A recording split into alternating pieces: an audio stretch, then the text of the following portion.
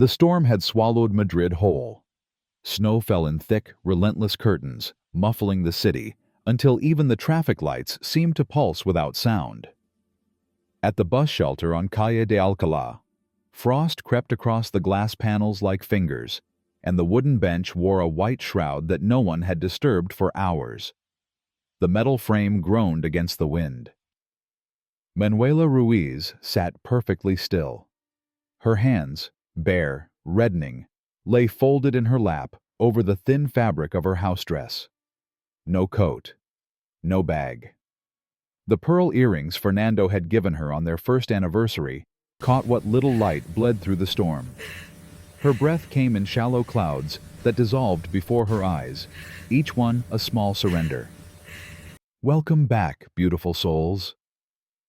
Before we dive into Manuela's story, drop a comment below. Where are you watching from, and what time is it over there? I love connecting with you all. This isn't real. This can't be real. But the cold was real. The numbness spreading through her fingers was real.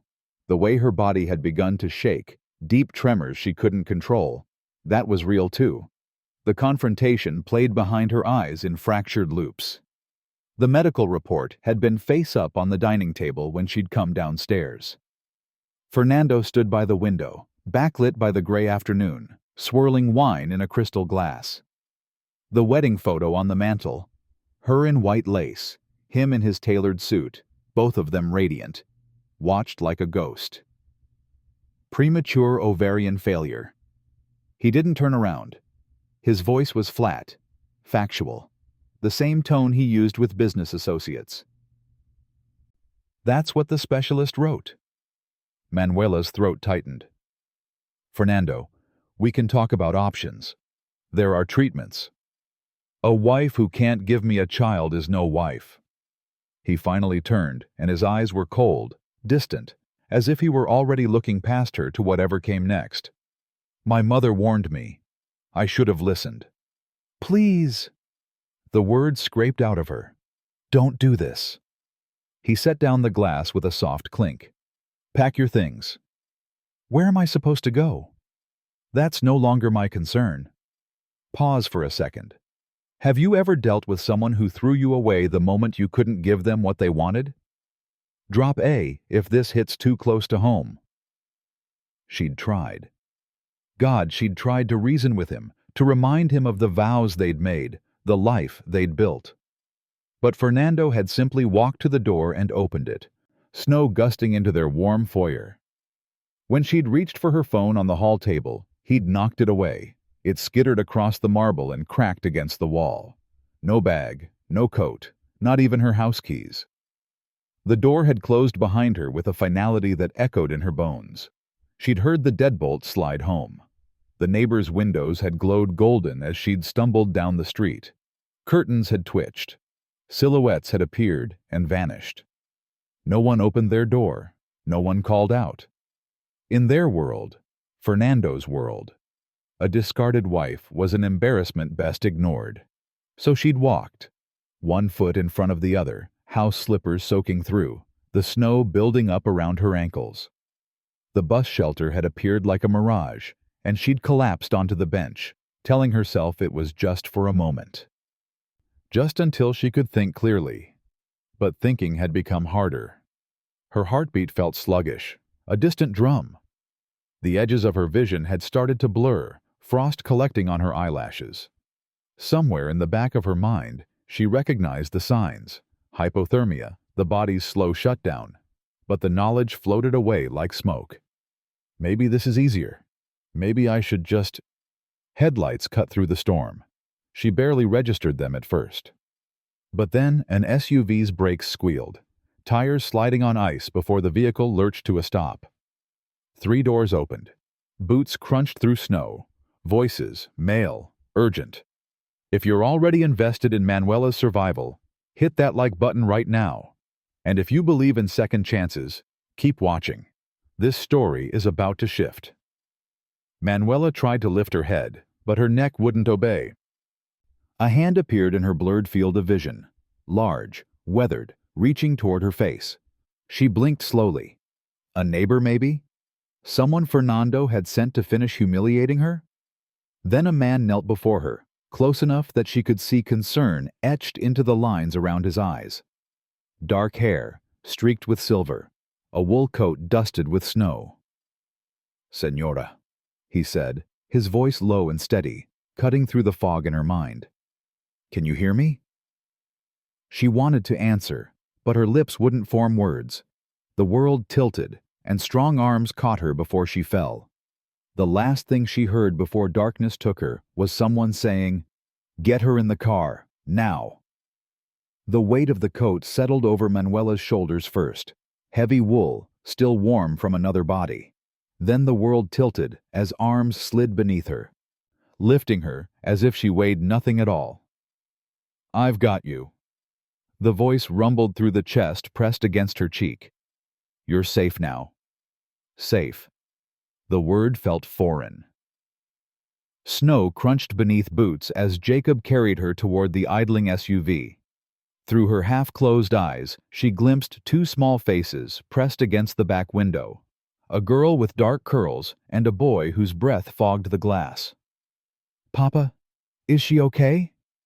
The girl's voice was high, frightened. "She will be." Jacob's tone shifted, became softer. "Open the door, Whitney."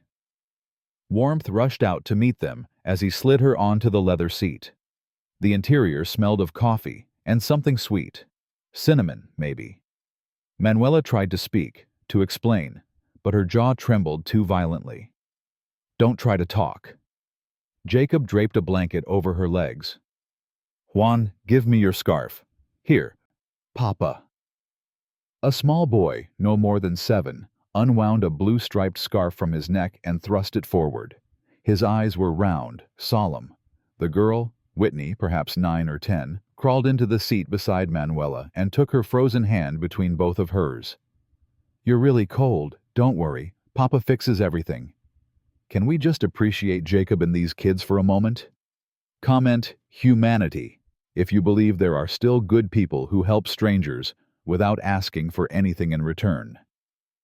Jacob slid into the driver's seat, phone already pressed to his ear. "Dr. Mendoza? Jacob Harrington. I'm bringing someone to the penthouse. Hypothermia, exposure. Yes, I know what to watch for. 20 minutes. He paused. "No, she's conscious." "Barely." The SUV pulled smoothly into traffic. Manuela's head lolled against the headrest.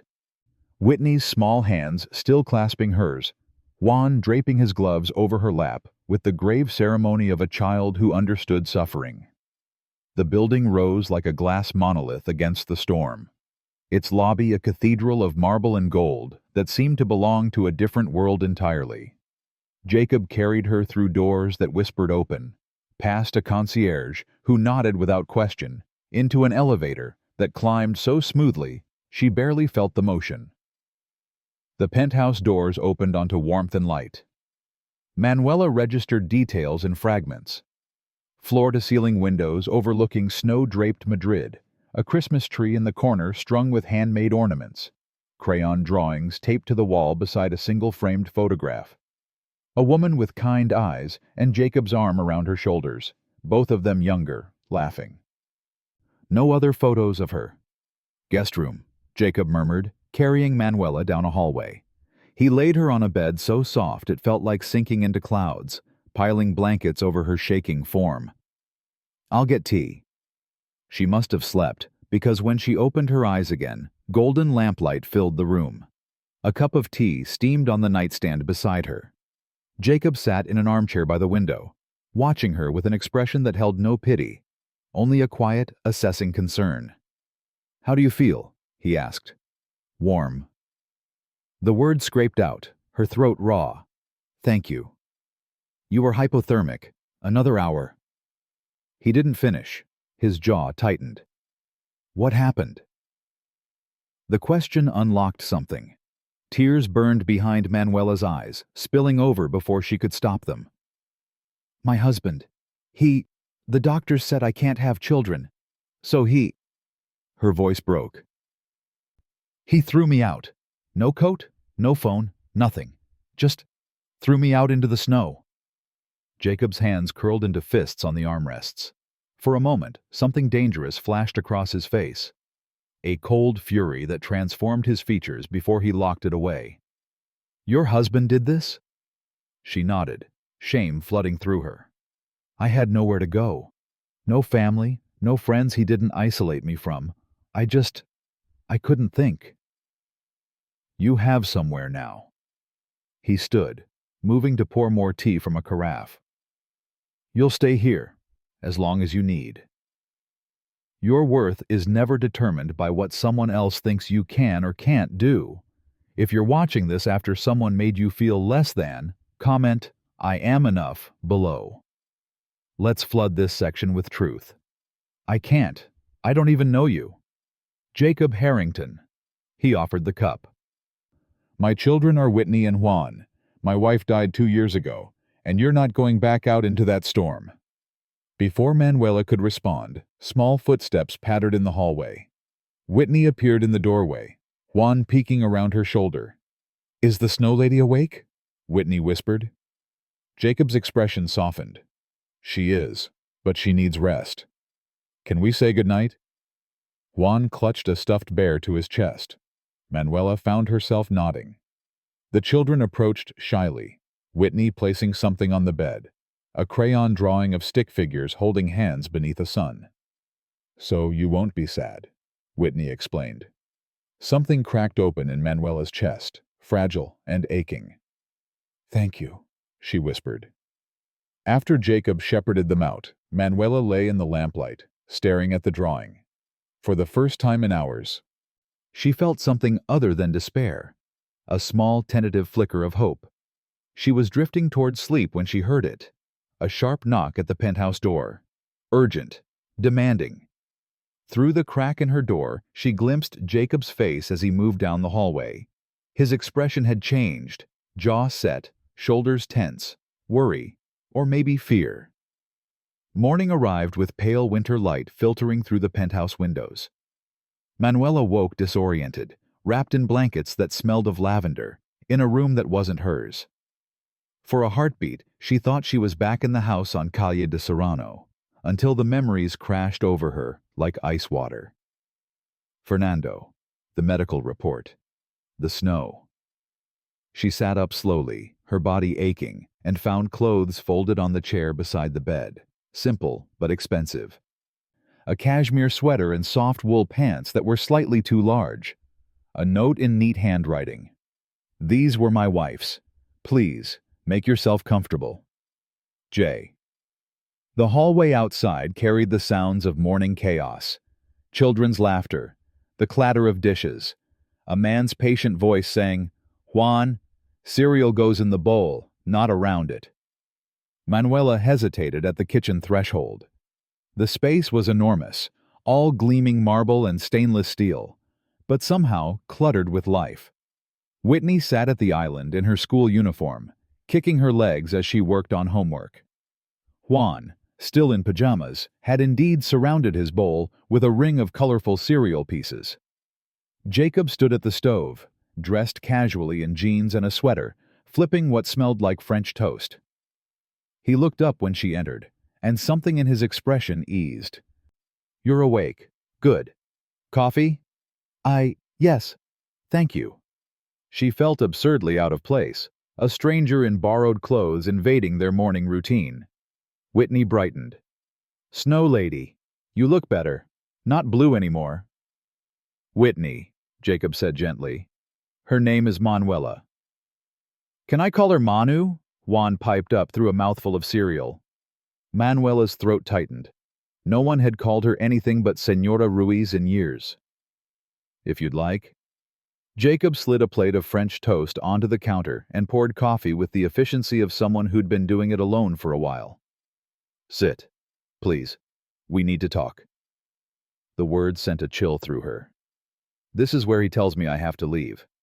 But Jacob simply sat across from her, his hands wrapped around his own mug.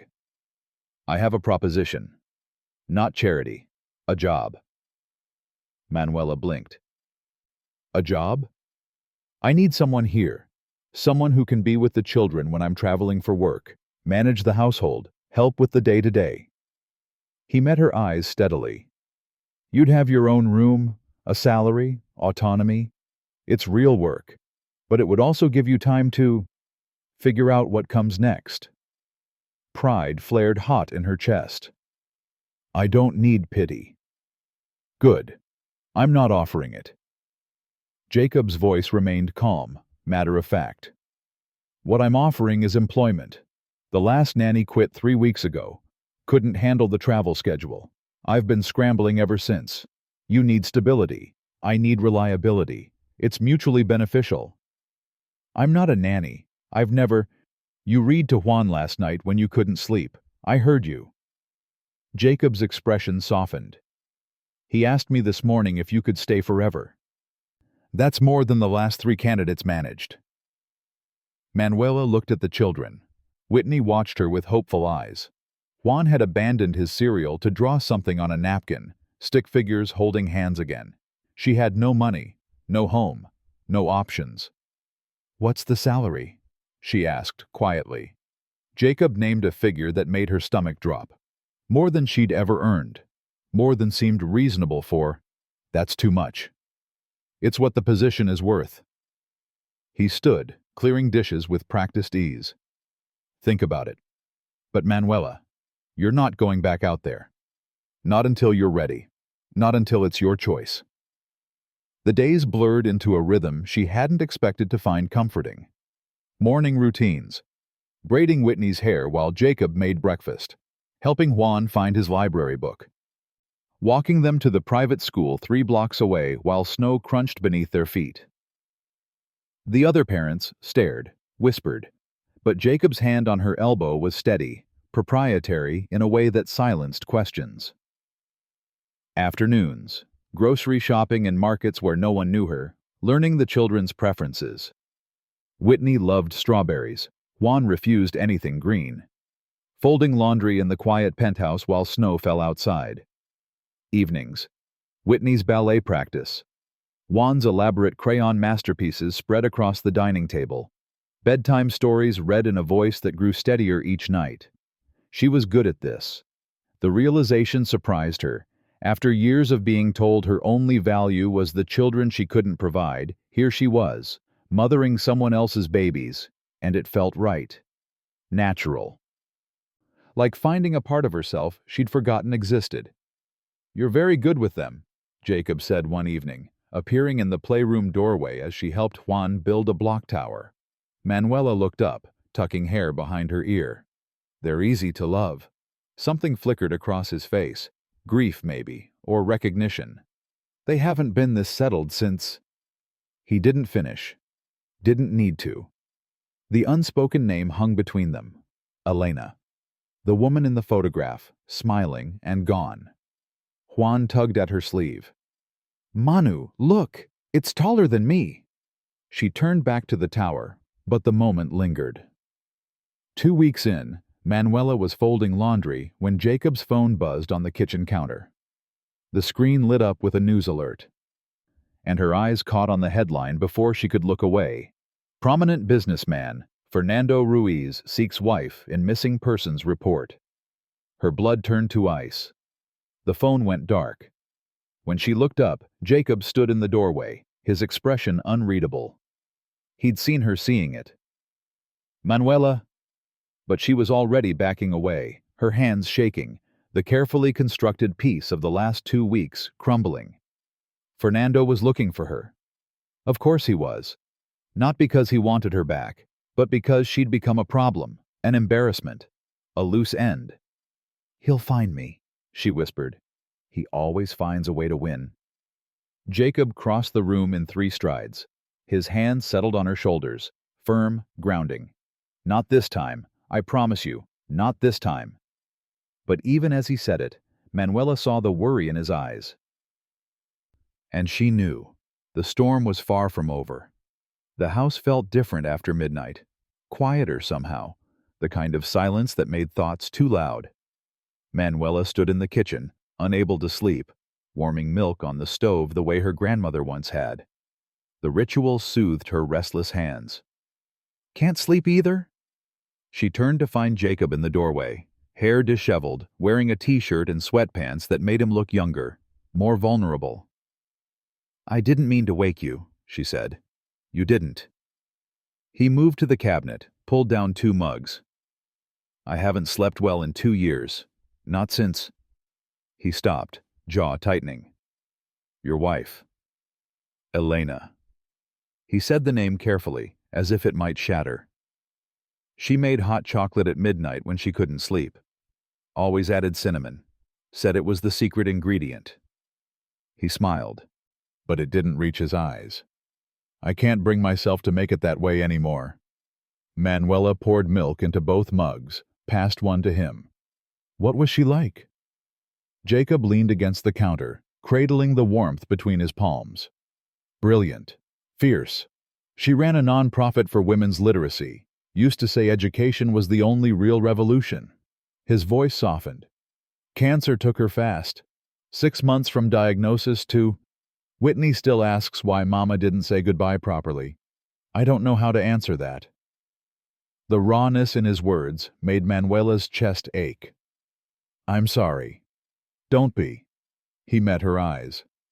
"Grief isn't something you apologize for. It just is." He paused. "Your husband, Fernando. How long were you married?" The question landed like a stone in still water, ripples spreading outward.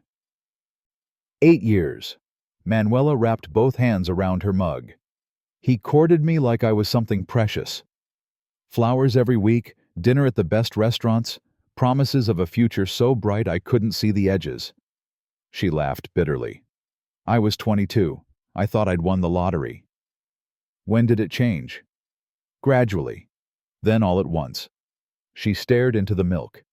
"The first year, he wanted me to quit my job at the library, said his wife didn't need to work. Then it was my friends who weren't appropriate for our social circle. My clothes weren't elegant enough.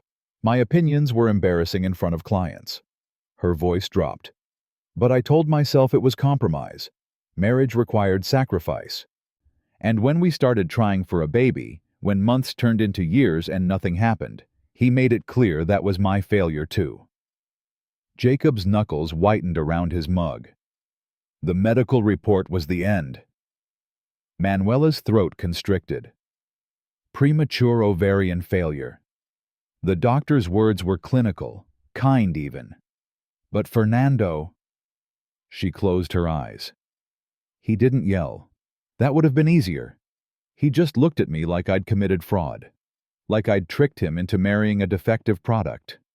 Manuela, he told me a wife who can't give him a child is no wife at all." The words tasted like ash. Then he opened the door and pushed me into the snow. No coat, no phone. 8 years, and I was worth less than the furniture. Silence stretched between them. When Manuela finally looked up, Jacob's expression held a fury so controlled it was almost frightening. "He's a coward," Jacob said quietly, "and a fool. He's powerful, connected. He'll do nothing." Jacob set down his mug with deliberate care. "I've dealt with men like Fernando. They're bullies who've never been challenged. The moment someone stands up to them, they fold." Manuela wanted to believe him, but 8 years of Fernando's voice in her head made doubt feel safer than hope. 3 days later, Manuela stood outside a closed door at the end of the hall, the one room she'd been told was storage. But the brass nameplate still read Elena in delicate script, and when she turned the handle, the space inside took her breath away. A nursery, pale yellow walls, a white crib with a mobile of painted stars, shelves lined with books and stuffed animals. Everything frozen in waiting, dust motes dancing in the afternoon light. The room smelled faintly of lavender and something sweeter, baby powder perhaps, or just memory. "I can't get rid of it." Manuela spun. Jacob stood in the doorway, shoulders hunched. She decorated it herself when she was pregnant with Juan, picked every detail. After he was born, she used to read to him in that rocking chair for hours. His voice cracked. "I keep thinking maybe one day I'll be ready, but every time I try—" "You don't have to explain." Manuela moved past him, pulling the door gently closed. Grief doesn't follow timelines. Their eyes met in the hallway. Something unspoken passed between them. Recognition of shared wounds, the understanding that comes from loss. That evening, while the children slept, Manuela opened her laptop, the one Jacob had quietly provided, and navigated to the Universidad Complutense website. Adult education programs. Literature. History. Fields she'd once loved before Fernando convinced her they were impractical. Her finger hovered over the application button. You're not defined by what you can't do, she thought. You're defined by what you choose. She clicked. The front door buzzer rang, sharp, insistent. Jacob's phone lit up simultaneously. Unknown number. He silenced it, jaw tight. The buzzer rang again. Manuela's hands began to shake. She stood, moved toward the foyer, and froze. On the marble console table, tucked beneath a stack of mail, the corner of a business card peeked out. Expensive cardstock. Embossed lettering. Fernando Ruiz. CEO. Ruiz Capital Holdings. Her vision tunneled. The card hadn't been there yesterday. Someone had left it. Recently. Jacob. Her voice came out strangled. What if he finds me? Jacob appeared beside her, following her gaze to the card. His expression hardened into something dangerous. Then he'll have to go through me first. But they both knew. Fernando didn't fight fair. And the walls closing in around them were built of money, power, and rage. Fernando Ruiz stood in his study, scotch in hand, staring at the photograph on his phone. Grainy, taken from across the street through falling snow, but unmistakable. Manuela walking between two children, a tall man's hand resting protectively on her shoulder. His wife. His property. Laughing. The glass cracked in his grip. Señor Ruiz? The private investigator's voice crackled through the speaker. I have the address confirmed. Penthouse at Torre de Cristal, registered to Jacob Harrington, American, tech investments, estimated net worth in the billions. Fernando ended the call. He didn't need a biography. He needed leverage. In the reflection of his computer screen, he barely recognized himself. Unshaven, disheveled. His mother had called twice today, each time with thinly veiled disappointment about the scandal. His business partners were asking questions, and all because one ungrateful woman couldn't perform the single duty required of her. He dialed Manuela's old number, disconnected of course. Then he tried the penthouse listing, his pulse hammering with each ring. A man answered. Harrington residence? Fernando's jaw clenched. Put my wife on the phone. I'm sorry, who is this? Fernando Ruiz, and Manuela is my wife. I don't know what she's told you, but I know exactly what she's told me. The voice remained calm, infuriatingly reasonable. And she's made it clear she doesn't want to speak with you. She doesn't get to make that choice. We're still married. Legally? Then I suggest you contact your lawyer, Señor Ruiz, because this conversation is over. The line went dead. Fernando stared at the phone, rage boiling through his veins. No one hung up on him. No one took what was his and thought they could simply... He'd make them regret it. Both of them. The voicemail arrived at 2 a.m., Manuela's old phone, the one Jacob's IT consultant had recovered and reactivated, buzzing on her nightstand. She shouldn't have listened. But her hand moved before her mind could stop it. Manuela. Fernando's voice, cold and controlled. I know where you are. I know who you're with, and I know you think running to some rich American will solve your problems. But you're still my wife. You made vows, and I will not be humiliated by your selfishness. A pause. Come home, now, before this gets ugly. Her hands shook so violently, she nearly dropped the phone. A soft knock at her door. Manuela? Jacob's voice, gentle. I saw your light. Are you okay? She wasn't. She opened the door anyway. Jacob took one look at her face and stepped inside, closing the door behind him. What happened? Mutely, she handed him the phone, watched his expression darken as he listened, the muscle in his jaw jumping. He's threatening you. He's reminding me who I belong to. The words tasted bitter. Jacob, maybe if I talk to him. No. His voice cut like steel. You're not going back there. But the children, your work, I'm putting everyone at risk. The children adore you. My work can wait. And you're not a risk. He is. Jacob set the phone down carefully, as if it might detonate. I'm calling security, private detail, and my lawyer. We'll get a restraining order. Fernando knows judges, has connections. A piece of paper won't stop him. Then I will. The certainty in his voice should have been comforting. Instead, it terrified her. Because men like Fernando didn't back down when challenged. They escalated. The black sedan appeared the next morning, parked across the street from the school. Tinted windows, engine running. Manuela noticed it when she dropped off Whitney and Juan, and her stomach dropped. She texted Jacob. He's here. The response was immediate. Get the children inside. I'm coming. But by the time Jacob arrived, the sedan had vanished, leaving only tire tracks in the slush. Did you see the driver? Jacob asked, scanning the street. No, but I felt... Manuela wrapped her arms around herself.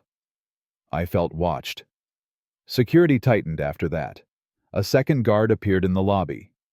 Cameras were added to every entrance. Jacob canceled a business trip to Tokyo, then another to Berlin. She watched the strain build in his shoulders, the way he'd pause mid-conversation to check his phone, his eyes constantly sweeping their surroundings. This isn't sustainable, she told him one evening as he reviewed security footage. You can't put your entire life on hold because... Because what? Because you matter? He looked up, exhausted. Manuela, you're not a burden. You're... He stopped, something shifting in his expression. You're part of this family now, and I protect my family. The words settled between them, heavy with implication. Whitney appeared in the doorway, rubbing her eyes. Papa, I had a bad dream. Can Manu come? Of course, Carina. Manuela moved toward her, but paused at the window. Below, a figure stood on the corner, too far to see clearly, but the posture, rigid, watching, made her skin crawl. Then it was gone, melting into shadows. She woke at 3 a.m. to silence. No, not quite silence, the soft whisper of paper sliding under her door. Manuela's heart hammered. She waited, listening for footsteps, but heard nothing. Finally, she crept across the cold floor and picked up the note. Expensive stationery. Fernando's monogrammed letterhead. You can't hide forever. This isn't over. I always collect what's mine. Her fingers trembled. The penthouse suddenly felt less like a sanctuary and more like a cage, one Fernando was slowly closing around them. She looked toward Jacob's room down the hall, then at the note again. The fight, she realized, was only beginning, and Fernando had just declared war. Manuela held the note until dawn, Fernando's words burning into her palms. When the first light crept across the Madrid skyline, something inside her shifted. A tectonic movement, subtle but irreversible. She was done running. By the time Jacob emerged for breakfast, she'd already made coffee and pulled up legal aid websites on her laptop. He found her at the kitchen table, surrounded by printouts, her expression set with a determination he hadn't seen before. I need a lawyer, she said without preamble. A good one. Someone who specializes in domestic harassment and restraining orders. Jacob set down his mug slowly. I can call... No. She met his eyes. I mean, yes, I'd appreciate a recommendation, but I'm paying. I'm handling this. It has to be my fight, Jacob. Something flickered across his face, surprise maybe, or respect. Okay, but let me at least make the introduction. Teresa Molina. She's the best family law attorney in Madrid, former prosecutor. She doesn't lose. Can I afford her? She owes me a favor. At Manuela's sharp look, he raised his hands. One consultation. That's all I'll arrange. After that, it's between you two. Manuela nodded, already making notes. I need documentation. The voicemail, the notes, witness statements about the car, the threats. Everything. I'll have security pull footage and compile a timeline. Jacob paused. Manuela, are you sure you're ready for this? Once you file, Fernando will know you're fighting back. It could get worse before it gets better. It's already worse. She closed the laptop. And I'm tired of letting him make me afraid in my own skin. Teresa Molina's office occupied a converted 19th century building near Retiro Park, all exposed brick and modern glass. The attorney herself was 60, silver-haired, with eyes that missed nothing. She listened to Manuela's story without interrupting, occasionally making notes, her expression neutral until the end. You have a strong case for a restraining order, Teresa said finally. The threats, the stalking behavior, the pattern of control. But I need you to understand, men like your husband don't stop because of paperwork. The order is a legal tool, not a magic shield. I know. Manuela's voice was steady. But it's documentation, evidence. If he violates it, then we have grounds for criminal charges. Teresa smiled grimly. I like that you think strategically. Too many of my clients expect me to fix everything while they wait passively. This only works if you're willing to fight. I'm willing. Good. Teresa pulled out a contract. My retainer is... Manuela named a figure first. One she'd calculated based on her salary from Jacob, her minimal expenses, and how much she could realistically save. I can pay this much monthly. It's not much, but... It's enough. Teresa extended her hand. We'll start the paperwork today. And Manuela? Welcome to the first day of your freedom. The small acts of reclamation felt monumental. Manuela bought winter boots, real ones, with grip and warmth, choosing them herself in a store where no one knew Fernando's name. She opened a savings account at a different bank than his, watching the teller print her name on the card with something like wonder. She enrolled in an evening literature course at the community college, filling out forms in her own handwriting, listing Jacob's address with permission and pride rather than shame. Each choice was a declaration. I exist. I matter. I am more than what was done to me. Jacob watched these transformations with something approaching awe. One evening, as she reviewed legal documents at the dining table, he brought her tea. You're different, he said quietly. I'm remembering who I was. Before. Manuela looked up. Thank you for not trying to fix everything for me. You don't need fixing. He sat across from her. You needed space, and time, and someone to believe you were strong enough to save yourself. I almost wasn't. But you are. His hand covered hers briefly. And watching you fight, it's extraordinary. The moment hung between them, charged with something neither was quite ready to name. Whitney burst in, breaking the spell. Manu, look what I made! A handmade card, construction paper covered in glitter and stickers. The front read, Para Mami in careful letters. Manuela's throat constricted. Whitney, I'm not... You read me stories. You braid my hair. You know my favorite color is purple. Whitney climbed into her lap. That's what mamas do. Juan appeared, adding his own drawing. Another stick figure family, but this time with 5 figures holding hands. Teacher asked about family trees today. I said you're ours now. Is that okay? Manuela couldn't speak, could only nod, tears burning hot tracks down her cheeks as she held them both. Jacob turned away, but not before she saw his own eyes glisten. The PTA meeting was held in the school gymnasium, folding chairs arranged in neat rows beneath harsh fluorescent lights. Manuela sat with other parents, Jacob beside her, as the principal droned through budget reports. She felt him before she saw him. That prickling awareness, the hair on her neck standing up. She turned slowly, scanning the crowd, and there, in the back, partially hidden behind a column, Fernando. He wore his favorite suit, the charcoal one that cost more than most people's monthly rent. His arms were crossed, his expression unreadable, but his eyes were locked on her with an intensity that made her stomach clench. He didn't approach, didn't wave, just watched. Jacob's hand found hers, squeezed. I see him. He's not supposed to be here. The restraining order hasn't been served yet. Teresa's working on it. Jacob's jaw tightened. Do you want to leave? Every instinct screamed yes. But Manuela stayed rooted to her chair. If she ran, Fernando won. If she showed fear, he won. So she stared back, held his gaze across the crowded gym. And when he finally smiled, cold, calculated, she didn't look away. The meeting ended.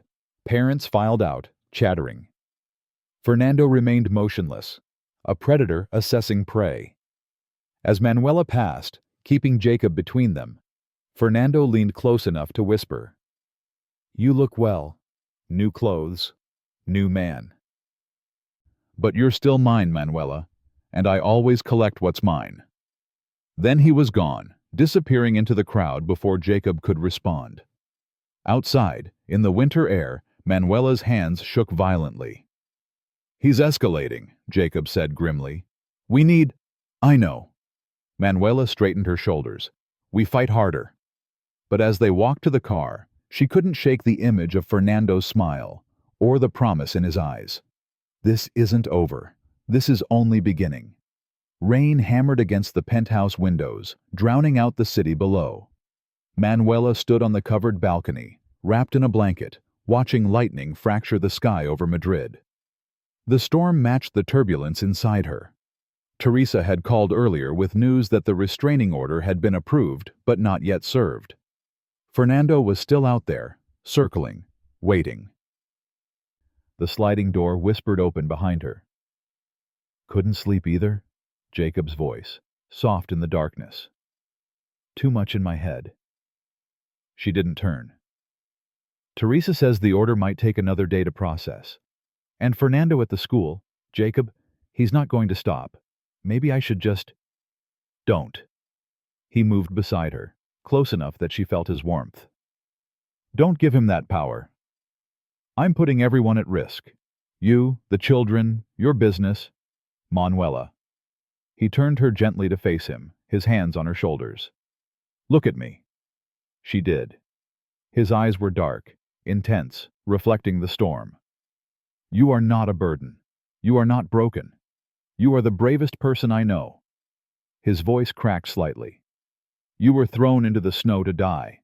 And instead of breaking, you got up. You fought. You're still fighting. Do you have any idea how extraordinary that is? Tears burned her eyes. I don't feel brave. I feel terrified. Being brave doesn't mean you're not afraid. It means you keep going anyway. His thumb brushed her cheek, catching a tear. And God, Manuela, I know this is complicated. I know I'm your employer. I know the power dynamics are all wrong. But I need you to know. He stopped, jaw working, as if the words were fighting their way out. I'm in love with you. The confession landed like lightning, illuminating everything. Jacob. Wait. Let me finish. He dropped his hands, stepped back, giving her space. I know it's too soon. I know you're still healing.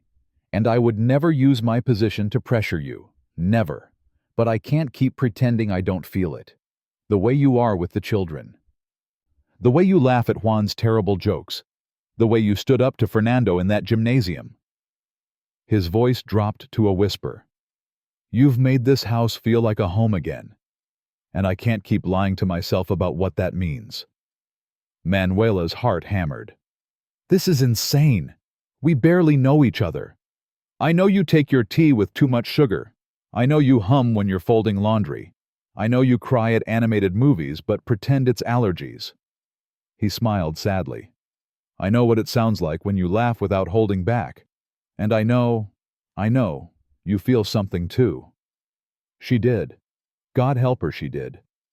I can't. The words tore out of her. Jacob, I'm still legally married. I'm broken in ways you don't understand. The doctor said, I don't care what the doctor said. I don't care about fertility or childbearing or any of it. He stepped closer again, his voice fierce. I care about you. The woman who reads bedtime stories in different voices, who stands up when she's terrified, who makes my children smile like they haven't since... He stopped, swallowed hard. Since Elena died? Yes. The admission seemed to cost him. I thought I'd never feel this again. And it scares me. But pretending it's not happening, that scares me more. Manuela closed her eyes. What if I hurt them? What if Fernando wins and I have to leave? What if I'm not enough? You are more than enough. Jacob's hands cupped her face, gentle but insistent. But Manuela, I won't push. I'll wait. However long it takes for you to be free, legally, emotionally, whatever you need. I just needed you to know. You're not alone. And you're not unloved. She opened her eyes, found his face inches from hers, rain-washed light playing across his features. Everything in her screamed yes, but the ghost of Fernando's voice whispered warnings. I love you too, she admitted, the words barely audible. But I need to be free first. Really free. Not just legally.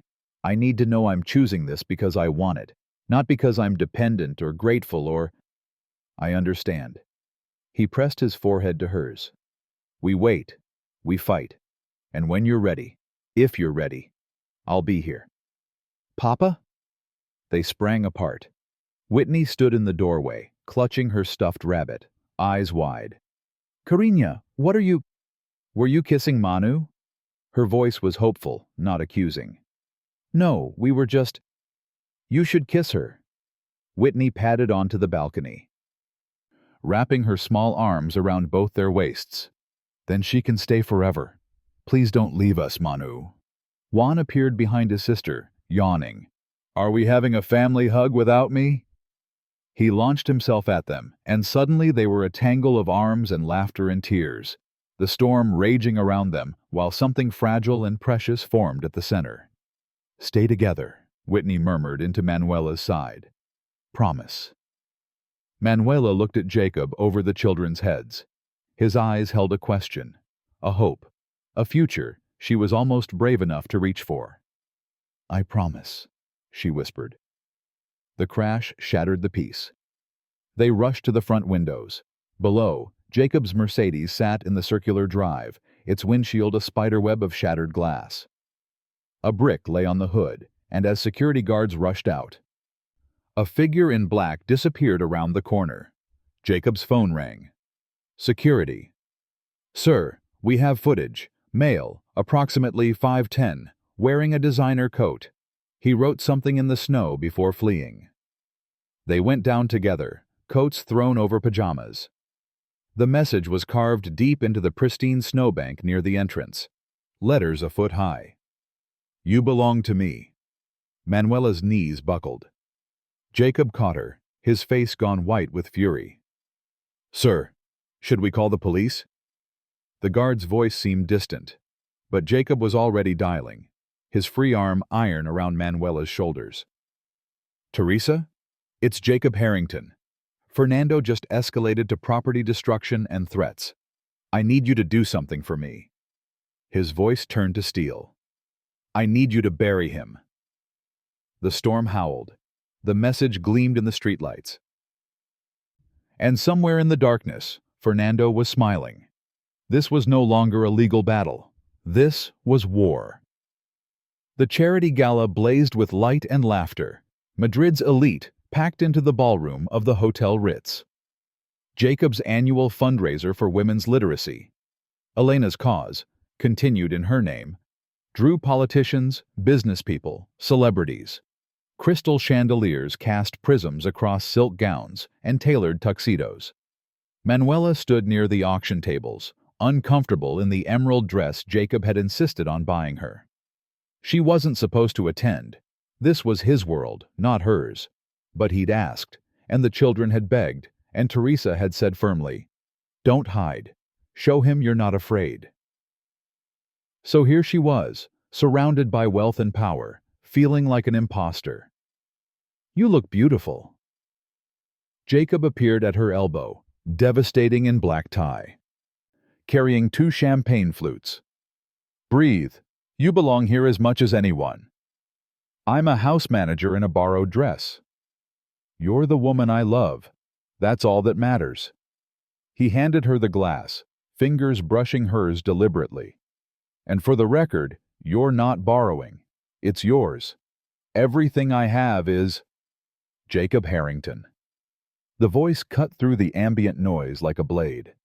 Conversations faltered, heads turned. Fernando strode across the marble floor, his presence commanding attention despite, or because of, the dangerous energy radiating from him. Security moved to intercept, but Fernando raised his hands. "I'm invited. Check your list. Ruiz Capital Holdings donated 50,000 euros. His smile was sharp as broken glass. "Surely that buys me a conversation with my wife." Manuela's champagne glass trembled. Jacob stepped in front of her, his posture protective. "You need to leave," Jacob said quietly. "Now." "I need to speak with Manuela." Fernando's eyes locked on her over Jacob's shoulder. "We have matters to discuss. Private matters." "We have nothing to discuss." Manuela forced the words past the tightness in her throat. "The restraining order was served this afternoon." Fernando pulled a folded document from his jacket. "Very official, very dramatic. But it doesn't change facts, querida. You're still my wife. And this," he gestured around the glittering room, "this fantasy you're playing with a rich American, it ends now. Come home."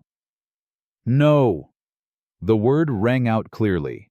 Manuela stepped around Jacob, meeting Fernando's gaze directly for the first time in months.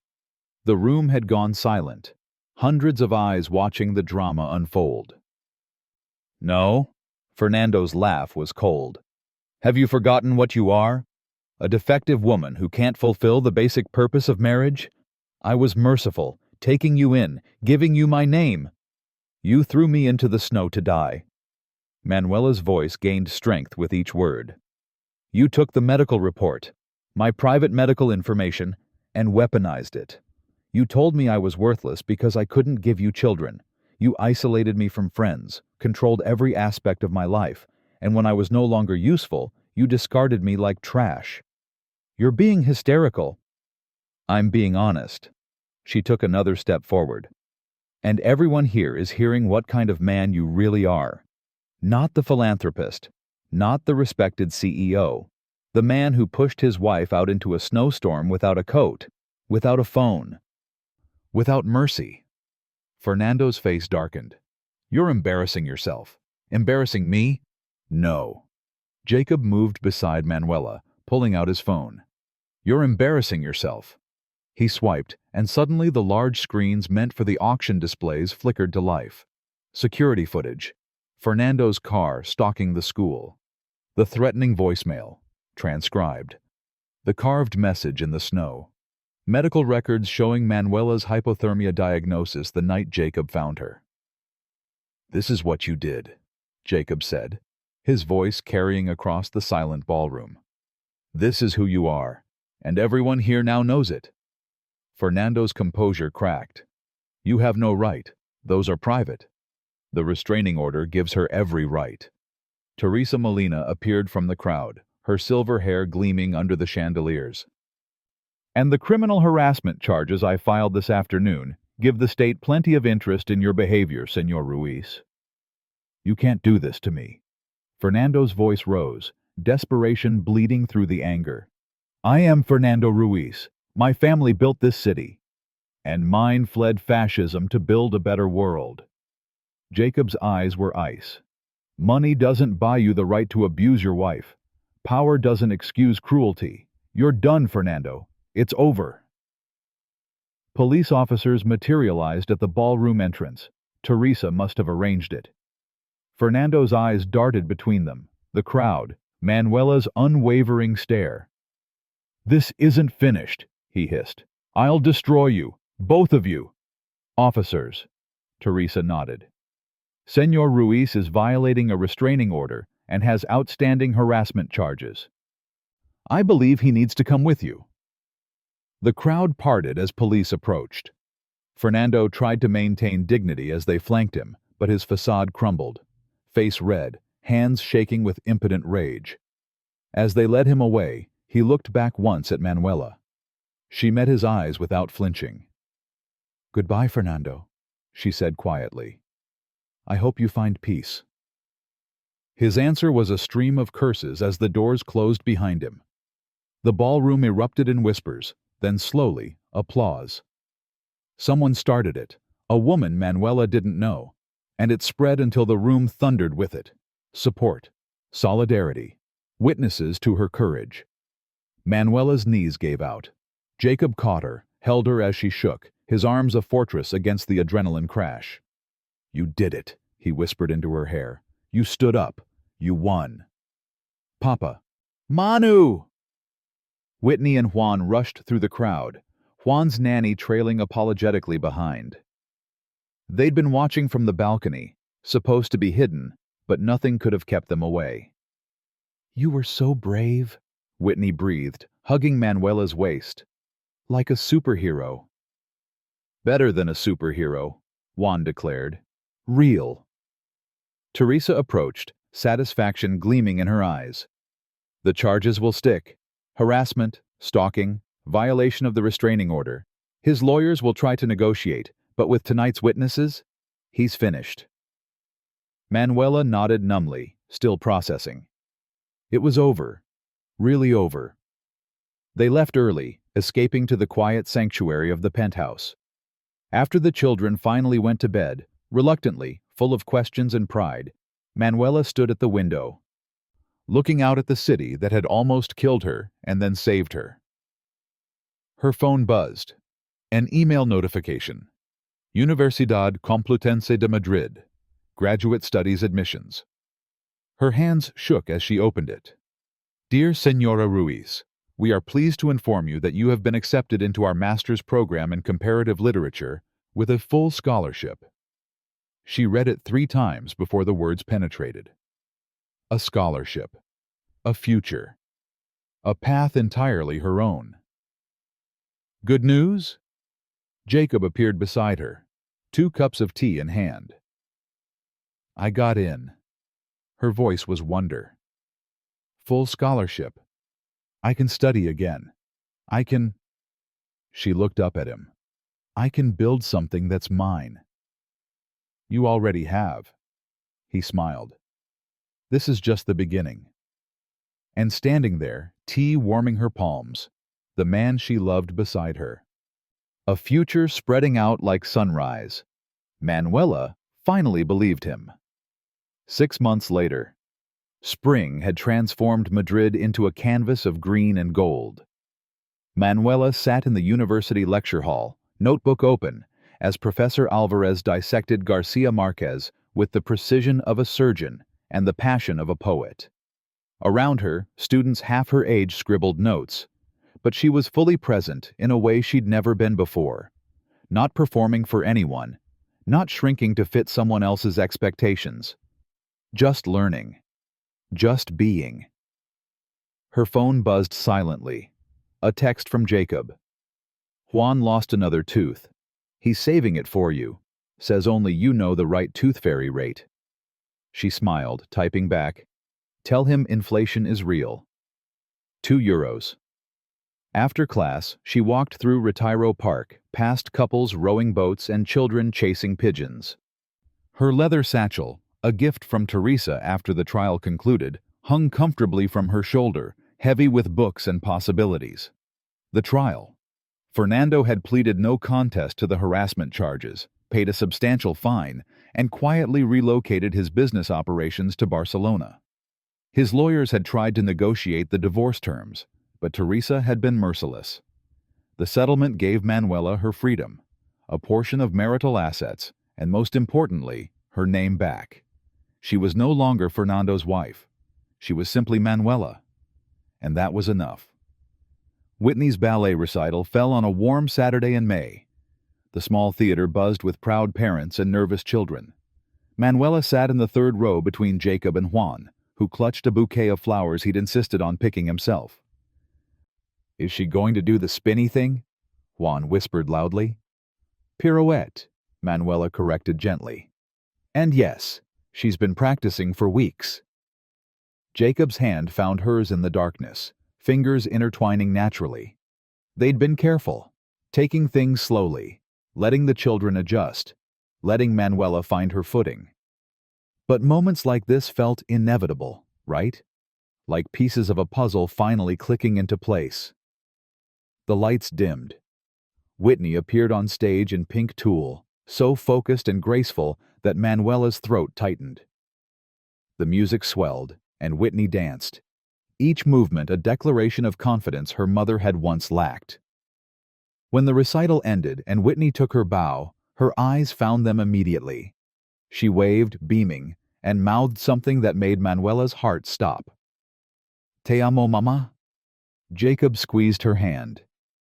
Juan bounced in his seat, and Manuela let the tears fall freely, because they were the good kind, the kind that watered new growth. The community center's annual education awards ceremony was modest compared to Jacob's charity galas. Folding chairs, fluorescent lights, store-bought cookies on paper plates. But when Whitney walked to the podium to accept her achievement award, the room felt sacred. "I want to thank my teachers," Whitney read from her carefully prepared note cards, her voice steady. "And my brother, even though he's annoying sometimes." Laughter rippled through the audience. "And my papa, who works really hard so we can have everything we need." She paused, looked directly at Manuela. "But most of all, I want to thank my mama. Not the mama I was born to. She's in heaven. But the mama who chose us. The mama who was thrown away and told she was broken, but who taught me that our worth isn't about what other people say. It's about what we know is true inside." Whitney's voice grew stronger. "My mama teaches me that being brave means being scared and doing it anyway. That being smart means asking questions. That being loved means being seen exactly as you are." She folded her cards. "Mama, you showed me what it means to be whole. Thank you for choosing us." The applause was thunderous. Manuela couldn't see through her tears. Jacob's arm came around her shoulders, anchoring her as she stood, as Whitney rushed down from the stage and into her arms. "I meant every word," Whitney whispered. "You're my mama, really and truly." "Really and truly," Manuela whispered back, holding her daughter, close. That evening, after the children finally slept, Manuela and Jacob stood on the balcony watching spring rain mist the city. Not a storm this time, just a gentle cleansing, the kind that made everything smell like possibility. "I've been thinking," Jacob said quietly, "about the future, about us." Manuela's pulse quickened. "And? I don't need a big wedding. I don't need pronouncements or performances." He turned to face her, taking both her hands. "But I need you to know, you are my family. The children's mother in every way that matters, my partner, my love. And when you're ready, if you're ready, I'd like to make it official." He pulled a small velvet box from his pocket. Inside, a simple gold band with a single emerald. This was Elena's grandmother's ring. She made me promise that if I ever loved again, I'd give it to someone who understood that love isn't about perfection. It's about choosing each other, every day, even when it's hard. His voice cracked. "Manuela, will you marry me? Not because you need me, but because we choose this life together?" She looked at the ring, then at his face. Weathered and kind, marked by loss and hope in equal measure. She thought of the bus shelter, the snow, the moment she'd given up, and then she thought of everything that came after: warmth, safety, children's laughter, books piled on nightstands, morning coffee shared in comfortable silence. She thought of becoming whole, not because someone fixed her, but because someone saw her as already complete. "Yes," she said simply. "Yes, I choose this. I choose us." The ring slid onto her finger perfectly. Jacob kissed her then, soft and sure. Rain misting around them like a blessing. 1 year later. The first snow of winter fell on a Saturday morning. Manuela watched it from the warmth of the penthouse, a cup of tea cradling heat between her palms. Behind her, Juan and Whitney argued cheerfully over breakfast. Jacob hummed while making pancakes, still terrible at flipping them. The bus shelter was still out there somewhere, empty and cold. But Manuela was here, indoors, surrounded by warmth and noise and love. She wore a simple gold band now, twin to Jacob's. Her master's thesis sat on the desk, nearly complete. The children's artwork covered the refrigerator, and when she looked in the mirror, she recognized the woman staring back. "Mama," Juan called. "Papa says you get to choose, chocolate chips or blueberries." "Both," she called back, laughing. "Always both." Jacob appeared at her side, sliding an arm around her waist, pressing a kiss to her temple. "Happy?" "Whole," she corrected, leaning into him. Outside, the snow fell soft and clean, covering the city in white. But inside, the hearth burned warm. She had been thrown into the cold and told she was broken. He had shown her she was whole, and that truth warmed everything it touched. The snow could fall forever. She was finally, gloriously home. If Manuela's story reminded you that you're stronger than your worst day, that you deserve to be chosen, and that your worth was never up for debate, do me a favor, hit that subscribe button, share this story with someone who needs to hear it, and drop a comment telling me what resonated most. Your engagement helps stories like this reach people who need hope. And if you're in Manuela's shoes right now, stuck in the snow, unsure if you'll make it, please know, your rescue is coming. Your warmth is waiting. You are whole. You always were.